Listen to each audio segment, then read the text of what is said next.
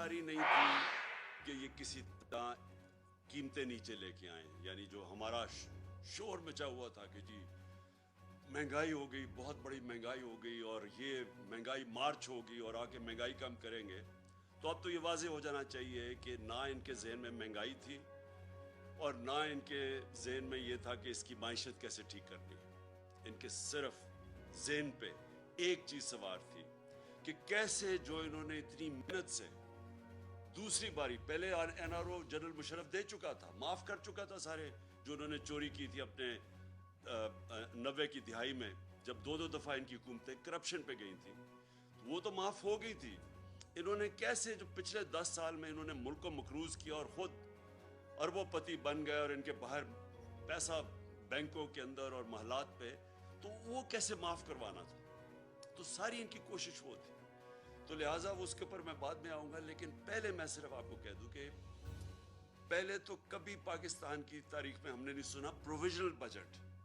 یہ کبھی ہم نے نہیں سنا کہ یہ کوئی عارضی بجٹ آ رہا ہے. تو اس کا مطلب کہ تیاری نہیں تھی, اور عارضی بجٹ یہ لے کے آئے تھے صرف خانہ پوری کرنے کے لیے.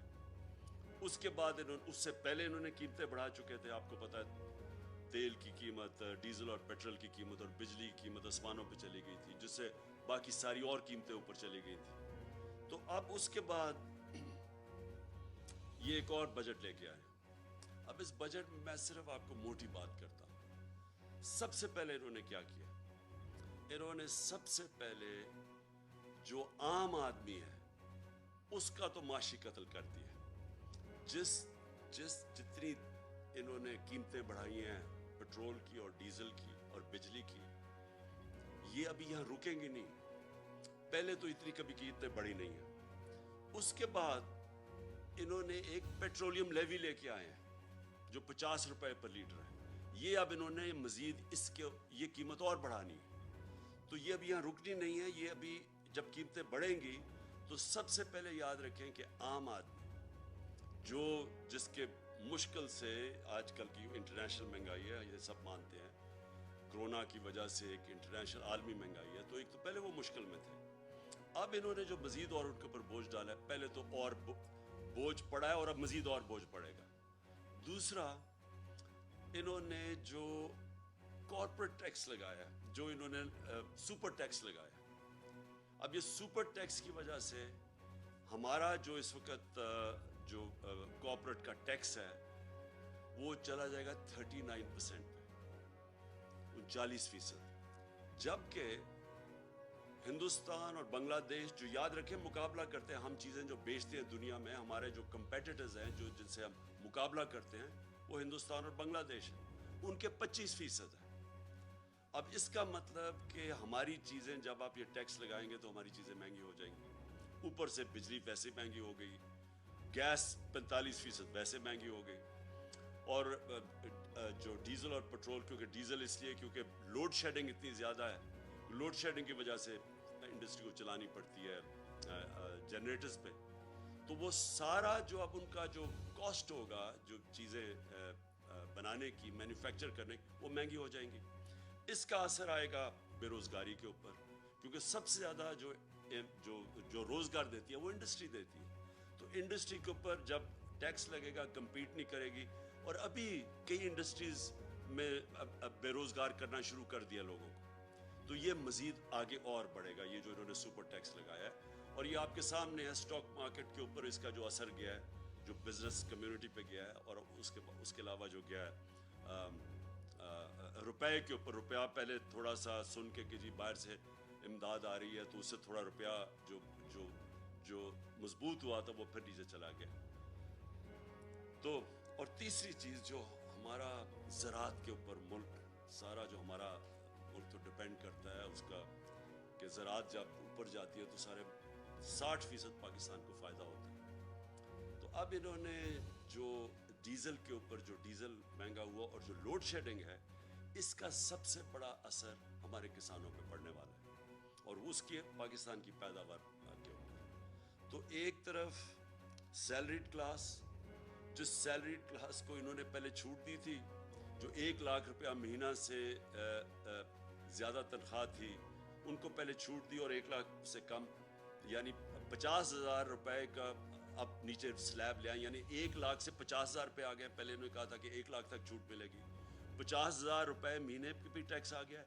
لاکھ روپے مہینے سے جو زیادہ ہے ان کا ٹیکس ڈبل کر دیا. تو پہلے جو تنخواہ دار طبقہ مشکل میں تھا اس کے اوپر مزید اور ٹیکس بڑھا دیا. اور اس سے کیا ہوگا؟ اس سے لوگ مجبور ہوں گے ٹیکس کی چوری پہ.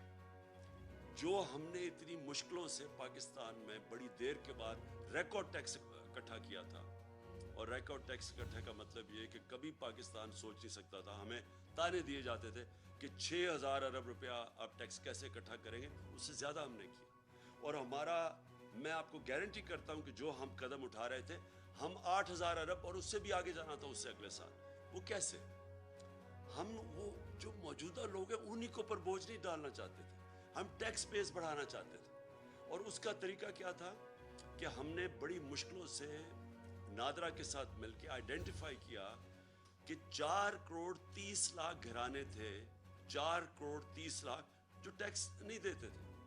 ان کو ہم نے آرٹیفیشل انٹیلیجنس, یہ ایک نیا طریقہ ہے جس سے آپ ان کو, ان کی رہن سہن کیسا ہے, ان کے پاس گاڑی ہے, گھر کدھر ہے, یہ ساری چیزیں دیکھ کے, ان کی ٹریول کتنی ہے, وہ فیڈ کر کے کمپیوٹر میں آرٹیفیشل انٹیلیجنس کے ذریعے ہم نے سب پتہ چل گیا تھا کہ کون کتنا ٹیکس دے سکتا ہے. اور اپریل سے, یعنی اپریل سے جب ہماری گورنمنٹ گئی ہے, ہم نے پورا پلان بنایا ہوا تھا کہ ان کو ہم نے کیسے ٹیکس نیٹ پہ لے کے آنا. اس کا مطلب ہمارا ٹیکس نیٹ بڑھ جانا تھا, اور بجائے انہی لوگوں کے اوپر زیادہ ٹیکس ڈالتے, بلکہ اگر ہم کم بھی ٹیکس کرتے تو کیونکہ وہ نیٹ بڑھ جانا تھا, ہمیں ہماری ٹیکس کی آمدنی جو میں سمجھتا ہوں کہ 8,000 سے پھر ہم نے اوپر جانا تھا. پھر ہم نے ایک ٹیکنالوجی کا استعمال کیا, اور یہ سارا ٹیکنالوجی کے ذریعے ہمارا پلان تھا. ہم نے جو ٹریک اینڈ ٹریس سسٹم ہے, یہ جو بڑی بڑی, ہم نے دیکھا کہ شوگر انڈسٹری کے اندر جب تفتیش کی تو جو شوگر انڈسٹری کے اندر کئی ملز 70% صرف ڈکلیئر کرتے تھے اپنی سیلز ٹیکس کے لیے کہ کتنی انہوں نے چینی بنائی ہے, باقی 30% وہ آف بکس بیچتے تھے, یعنی اس کے اوپر سیلز ٹیکس نہیں دیتے تھے. اس کے لیے ہم ٹریک اینڈ ٹریس سسٹم لے کے آئے کہ ایک ایسا سسٹم ہے کہ اس کے ذریعے ہر بوری کے اوپر وہ لگتا ہے, تو بیٹھے بیٹھے ہمیں پتہ چل جاتا ہے کہ کتنا انہوں نے پروڈیوس کیا اور کتنا وہ بیچ رہے ہیں. یعنی یہ جو چوری ہے سیلز ٹیکس کی, اس کو ختم کرنے کے لیے سسٹم لے کے آئے تھے. 20 انڈسٹریز کو ہم نے چنا تھا, 3 پہ ہم شروع کر دیا تھا ٹریک اینڈ ٹریس سسٹم, اور ہمارا پلان تھا کہ 20 تک ہم پہنچیں گے. تو ہم نے جو اپنا ٹیکس تھا اس طرح بڑھانا تھا, ٹیکس کی چوری کم کر کے.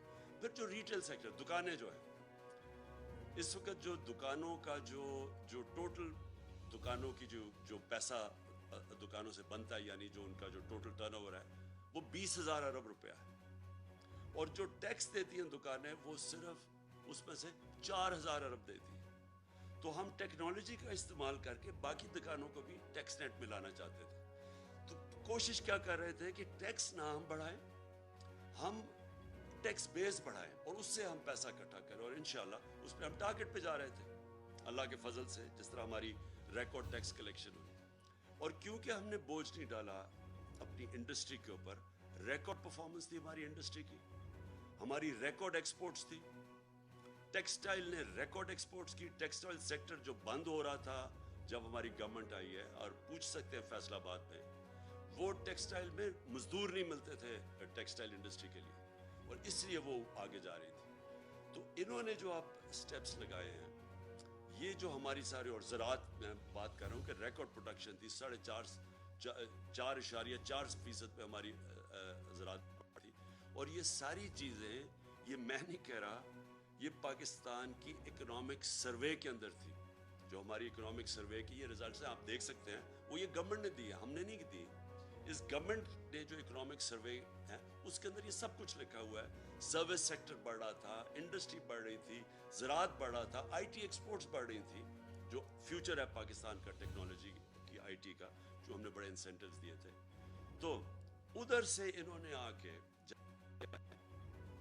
پہلے تو پھر سے میں کہتا ہوں تیاری نہیں تھی, مارکیٹ کو پتہ چل گیا ان کی تیاری نہیں ہے, روپے تیزی سے گرنا شروع ہو گیا. 178 روپیہ ڈالر تھا جب انہوں نے نو کانفیڈنس پوشن کی, اس کے بعد وہ گر کے آج 210 212 کے قریب.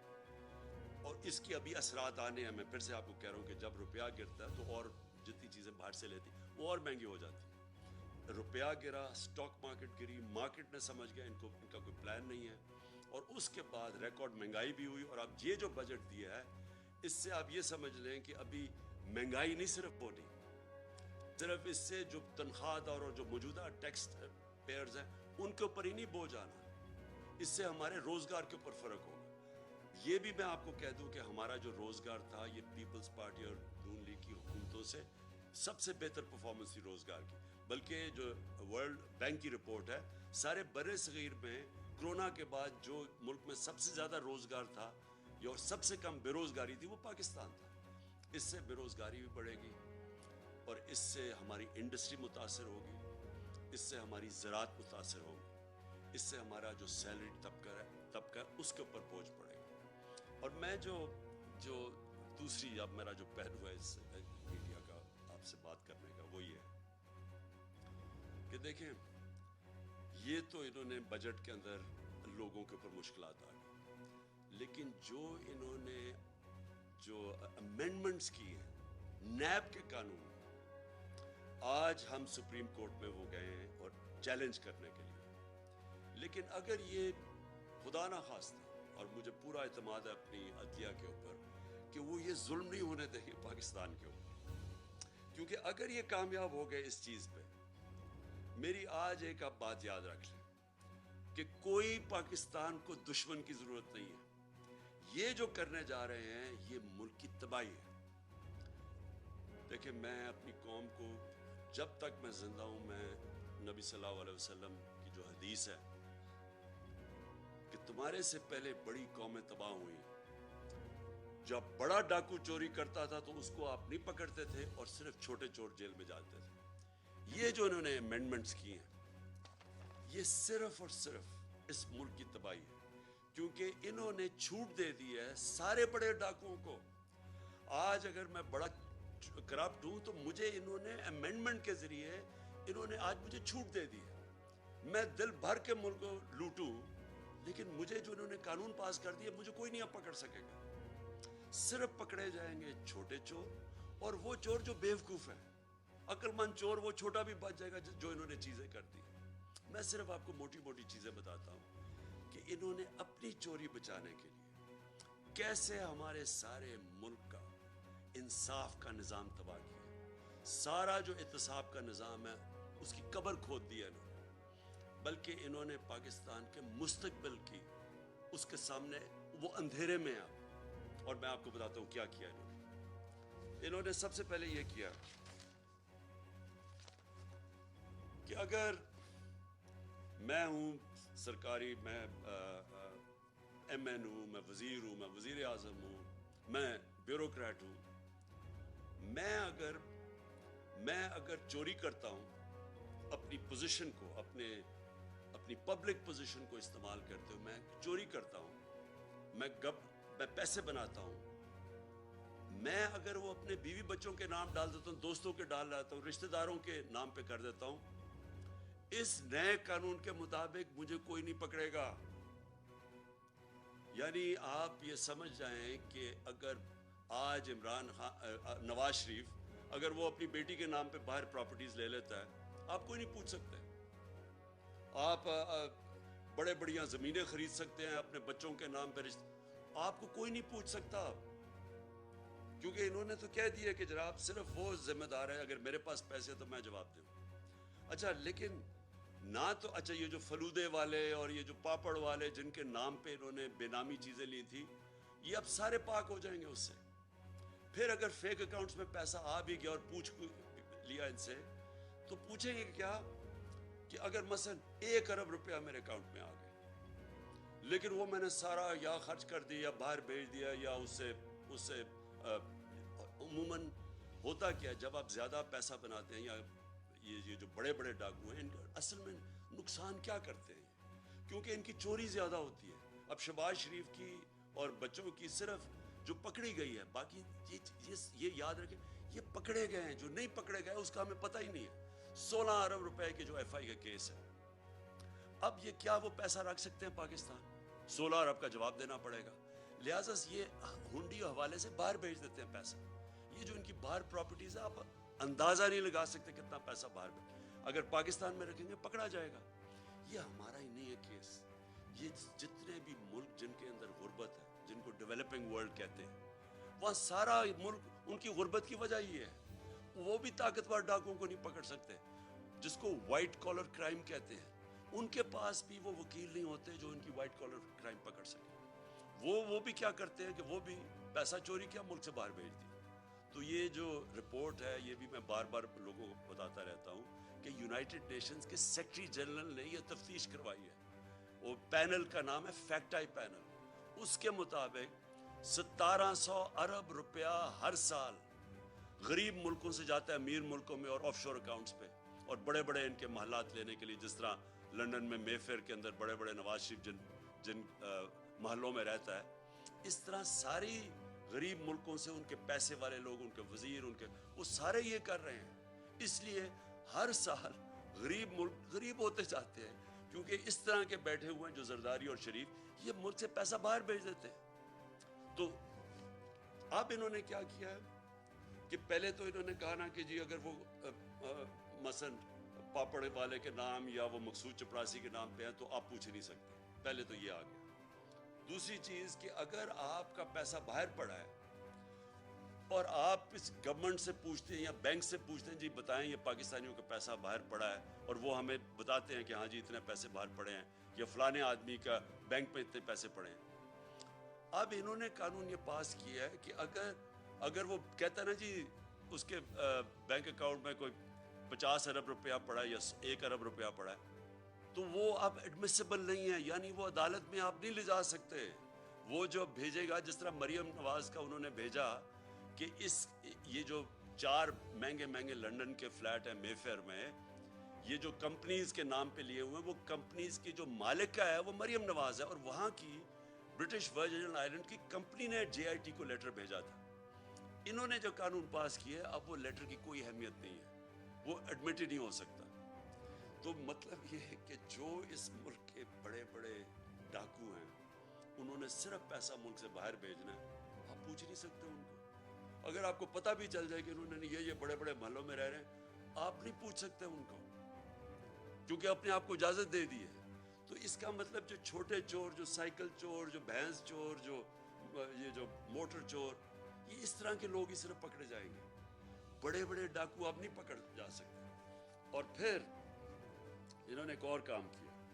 ساری دنیا کے اندر جب پبلک آفس ہولڈر ہوتا ہے, مثلا میں پھر سے میں سرکاری عہدے پہ بیٹھا ہوا ہوں, اور کرپشن کا مطلب کیا ہوتا ہے, کرپشن ہوتی تب ہے جب آپ اپنی طاقت کو, جو وزیر, پرائم منسٹر, بیوروکریٹ, جو بھی آپ کی پوزیشن کو استعمال کرتے ہوئے پیسہ بنائے, اس کو کرپشن کہتے ہیں.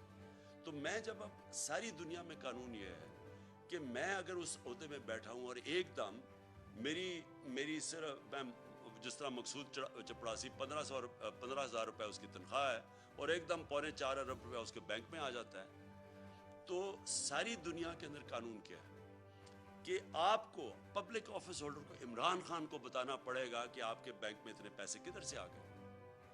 انہوں نے کیا کیا ہے, انہوں نے اس کو الٹا کر دیا. انہوں نے کہا کہ اب ان کو بتانا پڑے گا, یا نیب کو یا جو بھی ادارہ ہو اس کو بتانا پڑے گا کہ ان کے پاس پیسہ کدھر سے آیا. یعنی مجھے نہیں بتانا پڑے گا.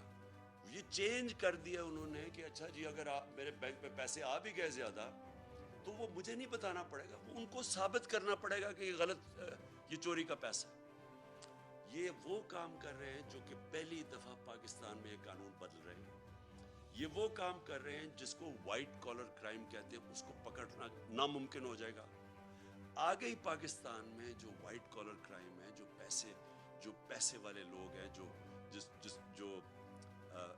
بڑا پیسہ چوری ہوتا ہے, آگے پاکستان میں ہمارے لیے بڑا مشکل ہے ان کو سزا دینا, آگے مشکل ہے. تو انہوں نے تو ان کے لیے اور آسان کر دی چوری کرنے کے لیے. انہوں نے تو یہ کر دیا کہ اب گورنمنٹ کدھر سے ثابت کرے گی. ان کے پاس مہنگے وکیل ہیں, جنہوں نے اربوں روپے کی چوری کرنی ہے, ان کے تو وکیل بڑے مہنگے. گورنمنٹ کدھر سے, گورنمنٹ کا وکیل साबित करता फिरेगा नहीं जी असल में वो चोरी किया, कि वो छुपाने के इतने तरीके हैं। बाहर की कंपनीज हैं, बाहर से रेमिटेंस दिखा, 100 तरीके इन्होंने इख्तियार किए हुए हैं जिसकी वजह से हमें मुश्किल होता है। तो अब तो इन्होंने नामुमकिन ही कर दिया है कि अब इसका मतलब कि अगर ये सारे जितने भी अब गवर्नमेंट में आके हम जितनी मर्जी अब हम चोरी करें, आप इनको पकड़ ही नहीं सकते। ये जो इन्होंने किया है, मैं आपको यकीन दिलाता हूँ कि मेरी जो सारी स्ट्रगल आज से 26 साल पहले मैंने शुरू की थी, मैं पहला आदमी था जो करप्शन को मेन इशू लेके आया था पाकिस्तान में, क्योंकि मैंने दुनिया देखी हुई थी। किसी भी दुनिया का मुल्क जिसके अंदर करप्शन होती है, हाई लेवल की करप्शन, देखें 2 लेवल की करप्शन, एक तो ना छोटे लेवल की करप्शन है, पटवारी ने पैसे ले लिए, उसने ले लिए, थानेदार ने पैसे ले लिए, एक तो वो करप्शन। एक है जब वजीर और उसके प्राइम मिनिस्टर या उसके सदर, जब ताकतवर लोग करप्शन करते हैं, वो ज्यादा पैसा चोरी करते हैं। छोटे लोगों के पास इतना ज्यादा पैसा चोरी करने की होती नहीं, होते कई करते भी हैं, लेकिन असल जो मुल्क की तबाही होती है वो बड़े बड़े लोग जब पैसा चोरी करते हैं, और वो चोरी करके मजबूरी से पैसा बाहर भेजना पड़ता है क्योंकि मुल्क में पकड़े जाएंगे। अब जब ये कर दिया इन्होंने, जो एक नैब जिसका काम था कि इन लोगों को पकड़ना, क्योंकि उसके पास उन्होंने सारे कानून बनाए हुए थे उसको पकड़ने के लिए, इन्होंने वो सब कुछ खत्म कर दिया। अपने आप को बचाने के लिए इन्होंने मुल्क के अंदर दरवाजे खोल दिए चोरी के। इस वक्त आप किसी भी ताकतवर को नहीं पकड़ सकते जो बड़े पैसे चोरी करे। और पहले ही जिस तरह मैंने कहा मुश्किल था, लेकिन एक और काम किया इन्होंने एक और काम किया है कि ये जो कानून बनाया है ये 99 से बनाया है। जो 99 के बाद जितने भी केसेस हैं वो इन्होंने क्या वो इसमें शामिल हैं। तो इसका मतलब कि जितना हमारे दौर में, यानी हमारे आने से पहले 2018 से पहले कोई 280 अरब रुपए का नैब ने पैसा रिकवर किया था, जब हमारे 3 सालों में 480 अरब रुपया नैब ने रिकवर किया 3 सालों में। तो ये जो पैसा अब रिकवर किया है, अब ये हो सकता है कि कई लोग कहें जी अब तो नया कानून आ गया, हमें वो पैसे वापस करें। जो हम कोई 160-180 अरब रुपया महीने का हमें नैब से मुल्क को आ रहा था, अब तो वो तो खत्म हो गया ना, वो तो अब नहीं मिलेगा। लेकिन वो ही नहीं, वो जो पहले इन्होंने पैसे नैब ने लिए, हो सकता है ये अदालत में चले जाए, कहे जी हमें वो भी पैसा वापस करो। तो मैं आखिर में मैं अपनी कौम से कहना चाहता हूँ कि हम इस वक्त वो फैसला कुन वक्त पे खड़े हैं कि ये जो लोग, ये जो चोर थे जो 30 साल से मुल्क में पैसे चोरी कर रहे हैं, जो पहले NRO 1 ले चुके थे, अब आके ये NRO 2 इन्होंने अपने आप को दिया है। हमने जिस तरह कहा सुप्रीम कोर्ट में हम चैलेंज तो कर रहे हैं, लेकिन अगर ये कामयाब हो जाते और ये कानून रह जाते, आप ये समझ जाएं कि पाकिस्तान एक बनाना रिपब्लिक बन जाएगा। अभी तो हम कहते हैं ना बनने जा रहे हैं। बनाना रिपब्लिक क्या होता है? बनाना रिपब्लिक वो होता है जिधर ताकतवर के लिए एक कानून होता है और कमजोर के लिए दूसरा। बनाना रिपब्लिक वो होता है जिधर रूल ऑफ लॉ नहीं होता, यानी कानून की हुक्मरानी नहीं होती, माइट इज राइट होती है, जिसकी ताकत वो जो मर्जी कर ले। उधर जा रहा है पाकिस्तान। एक तरफ हमने टैक्स लगा दिए लोगों के ऊपर, तनख्वाहदार लोगों के ऊपर, अपनी कॉर्पोरेट के ऊपर टैक्स लगा दिए, किसानों के और आम आदमी के लिए डीजल, पेट्रोल, बिजली वहां तक पहुंचा दिया है कि उनके लिए अब मुश्किल होगा गुजारा करना। दूसरी तरफ जो सबसे बड़े ताकतवर डाकू हैं इस मुल्क में, जिन्होंने 30 साल से लूट रहे हैं मुल्क को, जिनके पास अरबों रुपए की प्रॉपर्टीज बाहर हैं, उन लोगों को 1100 अरब रुपया माफ कर दिया है। टैक्स लगा रहे हैं, ये हमने कितने टैक्स 8 इन्होंने एक्स्ट्रा IMF के कहने पे टैक्स लगाए हैं। तो वो जो लोग लूट रहे थे मुल्क को, 1100 अरब रुपया उनका माफ कर दिया है इस नैब अमेंडमेंट ने। 1100 अरब रुपया। जरा जेन में डाल लें कि ये पैसा पाकिस्तान का पैसा था जो चोरी हुआ है। ये कभी इनको इजाजत ही नहीं होनी चाहिए पैसा माफ करने के लिए। ये कौम का पैसा था, अपने आप को छूट दे दी है। अपने आप को बचाने के लिए ये मुल्क को किधर तक पहुंचाया, इन्होंने कितना नुकसान किया। तो इसलिए सारी कौम को, मैं आज सारी कौम से अपील कर रहा हूं। मैं अपने लिए नहीं कर रहा, मैं आपके और आपके मुस्तकबिल, आपके बच्चों की, आने वाली नस्लों के मुस्तकबिल के लिए कह रहा हूं کہ یہ ہے ٹائم ہم سارے پرامن احتجاج کریں اس کے خلاف. یہ ہمارا جمہوری حق ہے. ہمیں انہوں نے جب 25 مئی کو جب ہم نے پرامن احتجاج کیا تو جس قسم کے انہوں نے ہمارے اوپر تشدد کیا، یہ میں آپ کو یقین دلاتا ہوں کہ کسی جمہوری گورنمنٹ میں پاکستان کی تاریخ میں ایسے نہیں ہوا. اور میں آپ کو جنرل مشرف کے مارشل لاء کو کہتا ہوں، میں نے 8 دن جیل میں گزارے تھے. میں نے اس دور میں اس طرح کا ظلم نہیں دیکھا جو انہوں نے اب کیا. اور ایسے انہوں نے ظلم کیا صرف ایک وجہ سے، کیونکہ ان کو پتہ ہے یہ سارا ایک سازش کے ذریعے آئے ہیں، ناجائز ہیں، انہوں نے چوری چھپانے آنا تھا. ان کا صرف ایک اب حربہ رہ گیا کہ لوگوں کو خوف پھیلائیں، ڈنڈے کے زور سے لوگوں کو دبائیں تاکہ لوگ چپ کر کے بیٹھ جائیں، کہ خوف زدہ ہو جائیں لوگ کہ جی ہر جگہ. اور لوگوں کو ٹیلی فون آتے ہیں، کبھی صحافیوں کو ٹیلی فون آ جاتا ہے ان نون نمبر سے، کبھی سوشل میڈیا کے لوگوں کو اٹھا کے 2 دن جیل میں ڈال دیتے ہیں خوف پھیلانے کے لیے. میرے اوپر کوئی 9 پتہ نہیں کتنی FIRs ہیں صرف کہ کسی طرح ہم ڈر کے چپ کر کے بیٹھ جائیں. میں آج ساری قوم کو کہتا ہوں کہ آپ نے یہ خوف کا بت توڑنا ہے. یہ بہت بڑا بت ہے. یہ بت آپ کو غلام بنا دے گا. یہ بت اگر آپ اس خوف کے بت سے کی پوجا کرنا شروع کر دیا آپ نے، تو یہ یاد رکھیں کہ آپ اپنے اوپر ظلم بڑھا دیں گے. یہ ظلم بڑھتے جائیں گے آپ کے اوپر. مہنگائی بڑھتی جائے گی، چوری بڑھتی جائے گی. ساری چوری کی قیمت آپ ادا کرتے ہیں. جتنا یہ اوپر بڑے بڑے ڈاکو چوری کرتے ہیں، آپ اس کی قیمت ادا کرتے ہیں. انہوں نے 3.5 سال کیمپین چلائی اور مجھے پتا ہے کدھر سے پیسے میڈیا کے اوپر چلا، مجھے پتا ہے باہر سے فنڈنگ کدھر سے ہوئی ہمارے اگینسٹ یہ جو پوری سازش تھی. آپ یہ دیکھیں کہ آخری 2 سال میں 17 سال میں جو سب سے زیادہ پاکستان کی 17 سال کے بعد، اس کے باوجود کہ بینکرپٹ میں ملا تھا، دیوالیہ نکلا ہوا تھا، اس کے باوجود کرونا ہوا تھا، اس کے باوجود آخری 2 سال میں 17 سال کے بعد سب سے زیادہ گروتھ ریٹ تھی ہماری، یعنی ڈیولپمنٹ تھی. کرونا کے باوجود، IMF کے پروگرام کے باوجود آج دنیا اکنالج کرتی ہے جو ہمارا احساس کا پروگرام تھا. اسٹینفورڈ یونیورسٹی کی ریسرچ دیکھ لیں، انہوں نے اکنالج کیا کہ پاکستان ایک فلاحی ریاست بننے کی طرف جا رہی تھی. یہ ہم نہیں کہہ رہے تھے، یہ باہر کی دنیا اکنالج کر رہی ہے. ہمارا جو کلائمیٹ چینج کا پروگرام تھا، دنیا اکنالج کر رہی تھی. 10 ڈیمز ہم نے پہلی دفعہ شروع کیا کہ پاکستان کے آگے مستقبل کا سوچا جائے. اس دور کے اندر، مشکل دور میں، آج آپ دیکھ لیں کہ ہمارا معاوضہ کریں جو انہوں نے کیا کہ صرف 2 مہینے کے اندر.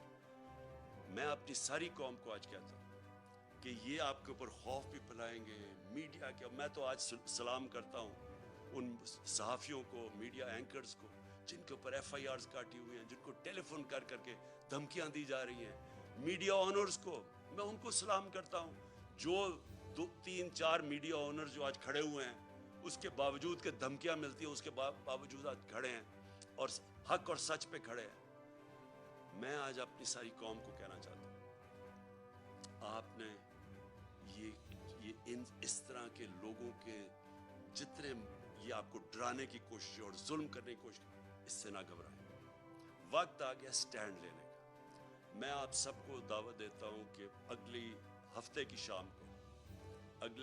شام کو میں ایک بڑا پروٹیسٹ جلسہ کر رہا ہوں پریڈ گراؤنڈ میں، اور یہ ہوگا صرف پنڈی اور اسلام آباد سے میں لوگوں کو یہاں اکٹھا کر رہا ہوں. باقی پشاور میں اور پنڈی، لاہور میں، کراچی میں، ملتان میں، ہمارے جو بڑے بڑے شہر ہیں، ان سارے شہروں کے اندر، فیصل آباد میں خاص طور پہ، آج فیصل آباد میں جدھر مشکلوں کا سامنا کرنا پڑا ہے، میں ساروں کو کہہ رہا ہوں کہ آپ نے وہاں جلسے کرنے ہیں ہفتے کی رات کو، اور میں انشاءاللہ کروں گا پریڈ گراؤنڈ میں جلسہ. میں چاہتا ہوں کہ بھرپور طریقے سے آپ شرکت کریں، اور پھر سے آپ شرکت کریں میرے لیے نہیں، اپنے لیے، اپنے ملک کے لیے، اپنے بچوں کے مستقبل کے لیے. پاکستان پائندہ باد.